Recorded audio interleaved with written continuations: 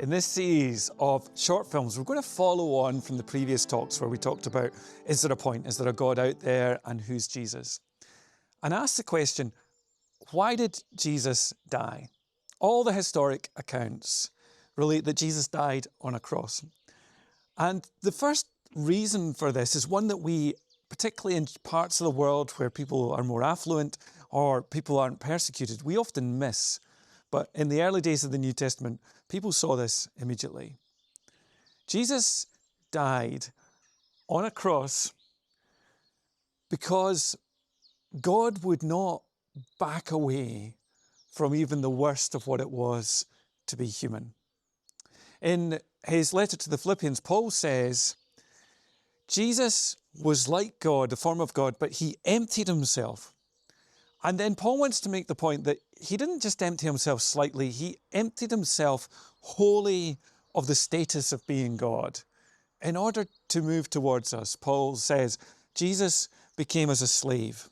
Now, sometimes you occasionally hear Christians argue that slavery in ancient times wasn't quite as bad as it maybe was in the deep south in America in the 18th century, or when Britain was involved in the slave trade.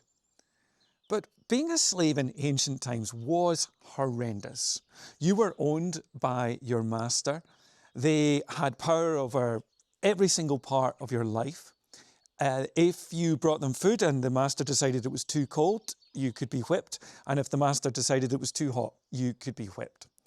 You weren't allowed to marry, but you could enter into an unofficial relationship. You could have children, but your children belonged again to your master. And one day your master could have gone to the slave market, could have sold your wife and your child, and you would never see them again.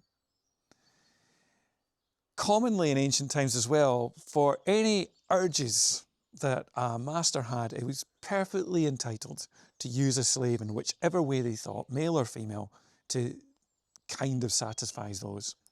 And if you made a mistake, then you'd be punished, you'd be whipped. Or worse still, there was a special type of punishment reserved for slaves, and it was nailing them to a cross, crucifixion. And when Paul reflects on the life of Jesus, he says, Jesus, who is in the form of God, becomes a slave, which is already unbelievable, even to the point of death. And then Paul says, even death on a cross. So these crosses, which today we see almost as being decorative, in ancient times, this was an object of horror. Today, it would be like having a graveyard, a beautiful graveyard filled with electric chairs, I don't know, or nooses or gallows. This was horrific. And yet the early Christians almost completely turned the horror around completely. They talked about the glory of the cross. Paul talked about, I resolved to know nothing with you apart from Jesus and him crucified. Why? Because they wanted to tell a story of God who went to the extremity, the full depth of human pain and loss and shame and guilt. God didn't duck away in his love to move towards us. So the first reason that Jesus died is because he wouldn't back away from any aspect of what it is to be human. And in his becoming human, he enables us to become like God. So that's the first reason that Jesus died.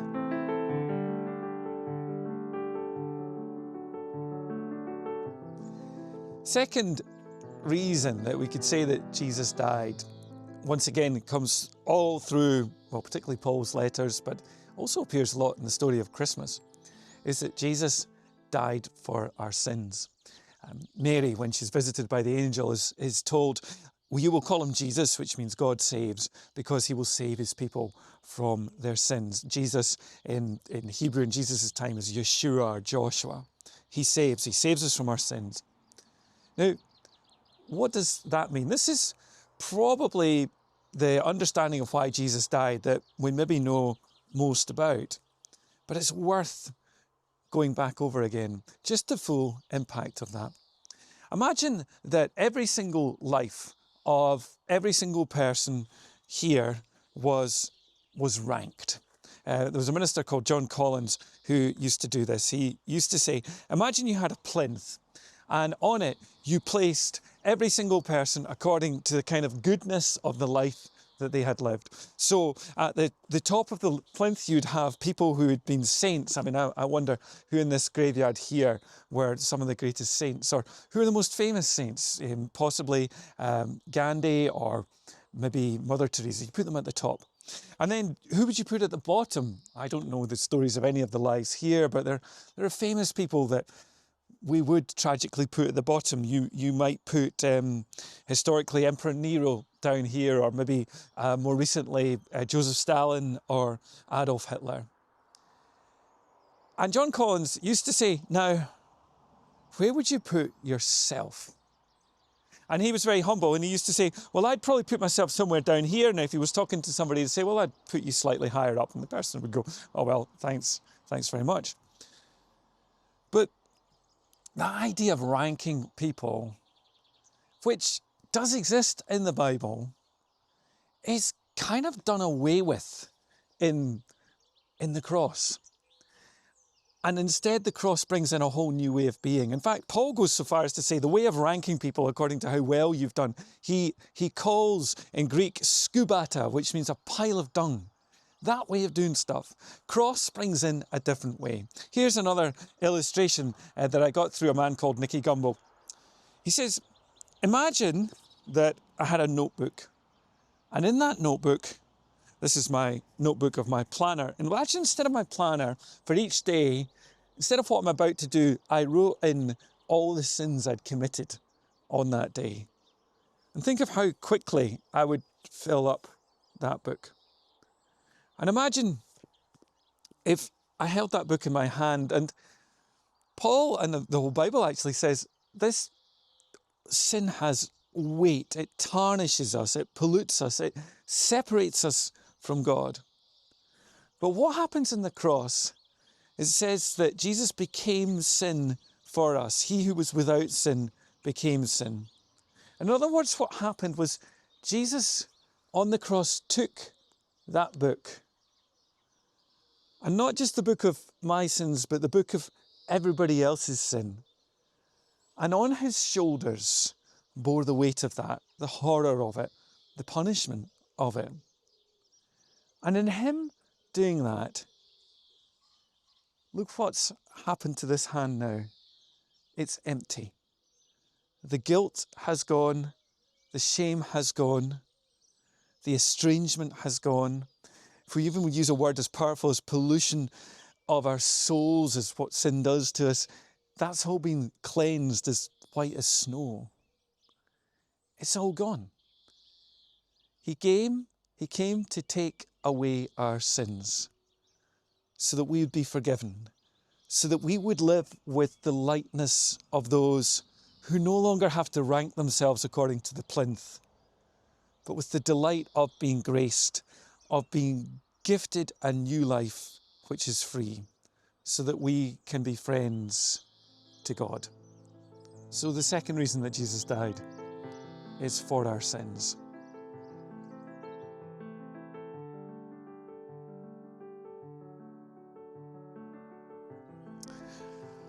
We're up in the woods just above the village of Weem, and I wanted to come and see this sculpture here to think about the third reason why the Bible talks about Jesus needing to die, or why did Jesus die.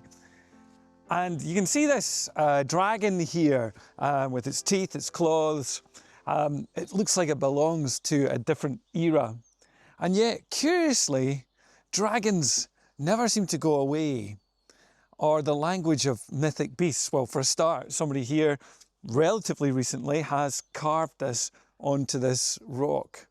But I'm also struck by how often dragons keep appearing, for example, in literature, things like Game of Thrones or Lord of the Rings or Narnia or A Court of Thorns and Roses. All these bits of literature use monsters, dragons. And I think part of their popularity is because they're telling us something about the life we lead now. I'm also really struck that if somebody's wrestling with something like anorexia, they will talk about the monster. And I've known several people who've been wrestling with anorexia who will talk about the monster. Some have even given it a name, this thing that tells them that the way they look is unacceptable. And then if somebody's wrestled with addictions, we'll often say they were wrestling with their demons.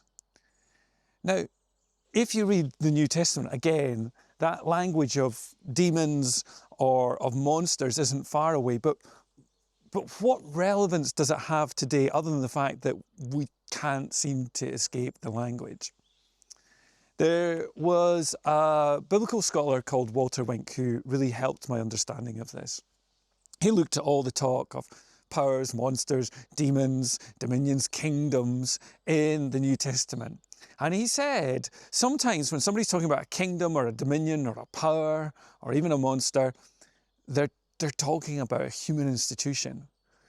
They might be talking about the Roman Empire. They might be talking about a local ruler. And then some of the time, they're clearly talking about something which is spiritual and heavenly. So Paul will say, for example, we do not wrestle against flesh and blood, but against the rulers and authorities in the heavenly places. And then Wink said, some of the time you can't tell which. So in Colossians it says, Christ created all the dominions and powers. And you're not sure whether he's talking about spiritual powers or kind of physical human manifestations, either people or institutions. And Wink said, actually, all that language is talking about the same thing, but just from a different lens. He said, every power in the world has a spiritual essence which animates it. And that can be dark or it can be light. And then it will also have an outward manifestation, which will either be an organization or a government or an individual leader or ruler. And he said the two are joined. You've got the spiritual essence and you've got this physical manifestation of it. And these are the powers that are still in the world today. So fascism, I would say, is a dark power that finds human institutions and faces to represent it. And it keeps recurring year after year.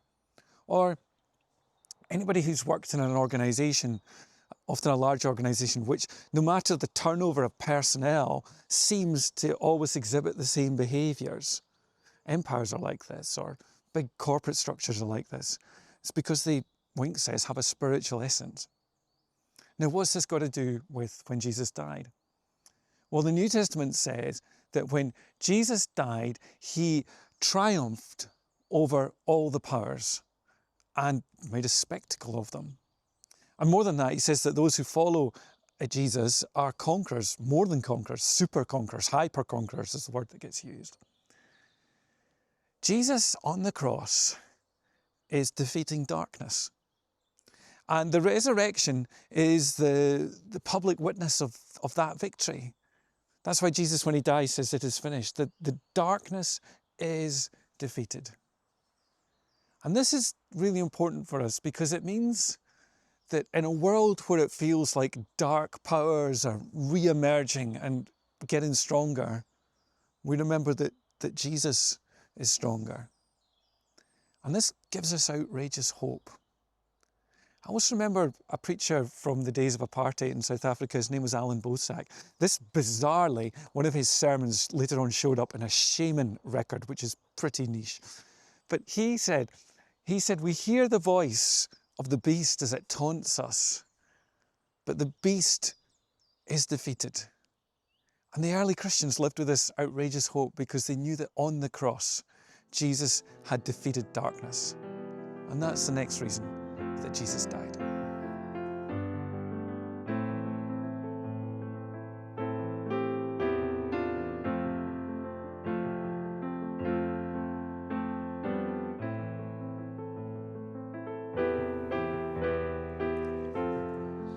We've come up here to what's called St David's Well to think about what does the cross mean, because as well as thinking about why had Jesus died, the early Christians and the message in the New Testament is that the impact of this is profound for us.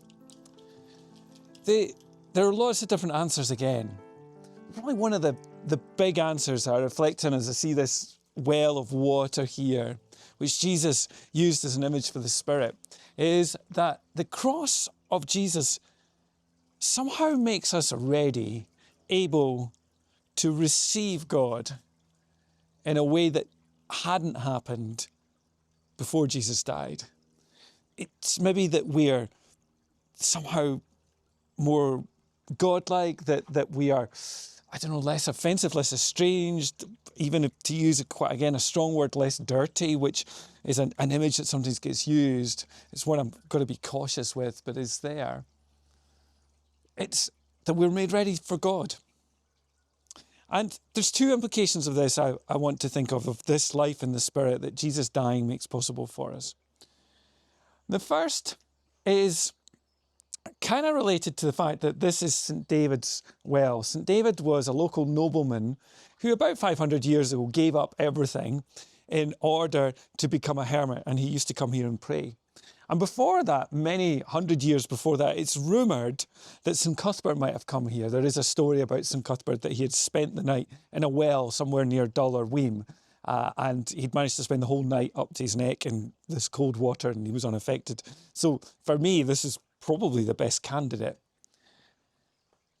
But the New Testament says, whether you are St Cuthbert or St David with these great kind of moral crusades and victories behind you, we are all the same in God's sight.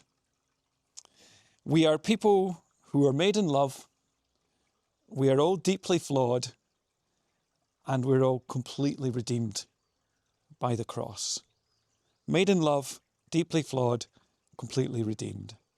And that identity overtakes every other thing that can be said about us.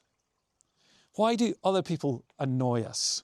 Other people annoy us because they make us feel small. There's a voice inside of us that says you're a terrible person, and you have to try your hardest to hide from that. And when we meet someone who annoys us, very often they just trigger that voice. They might even articulate it. Something they do makes us feel bad or terrible. And we move, when that happens, into the world of the plinth, where we're comparing everybody to everybody else, and we're worried that we're further down the plinth, or that person's pushing us further down, or the voice is telling us, look, you're no better than Hitler. And the life in the cross is, the plinth is not our identity. What other people think of us, the voices that trigger within us, they are not the truth. The truth that is above all true is, I'm made in love. I am deeply flawed, and I am wholly redeemed. And the second part, again, is related to St David here, who gave up this life of nobility. Every single one of us is almost a cross sight. The cross is at work in each of our own bodies. Jesus said we're to take up our cross daily and follow him. And what that means is our body, my life, is simultaneously a site of crucifixion and resurrection. Both those things are happening in me at the same time. And therefore, I am to be scared of the pain of love, the pain of confusion, the pain of crucifixion that happens when other people attack me or I attack myself. Because this is also the site of resurrection, and so we are not afraid. And David kind of illustrates that for us, because in his giving up, in his loss, in his entering into a kind of crucifixion, he also became a great source of life. And we are too. So, I'm made in love, I'm deeply flawed, I'm wholly redeemed. And this body is a crucifixion site of death and resurrection. And so I am not afraid of the pain of love, because this is also the place of rebirth of life.